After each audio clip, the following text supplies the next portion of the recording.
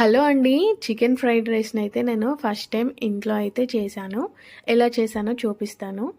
చికెన్‌ని చిన్న ముక్కలుగా కట్ చేసుకున్నాక పసుపు, కారం, ఉప్పు, ఇంకా ధనియాల పొడి, గరం మసాలా, 2 స్పూన్ల కార్న్‌ఫ్లోర్, 2 స్పూన్ల మైదా, ఒక ఎగ్ ఏసి మంచిగా కలిపేసుకున్నాను. ఆ తర్వాత ఆయిల్ పెట్టుకొని డీప్ ఫ్రై అయ్యాక ఇలా ఫ్రై చేసుకొని ఈ చికెన్‌ని పక్కన తీసుకొని పెట్టుకోవాలి. ఒక 2 గుడ్లు తీసుకొని అందులో కొంచెం ఉప్పు, మిరియాల పొడి వేసుకొని బీట్ చేసుకున్న తర్వాత చికెన్ వేయించిన ఆయిలే కొంచెం వేసుకొని ఎగ్స్‌ని ఇలా పీసెస్ చేసుకొని పక్కన పెట్టేసుకోవాలి.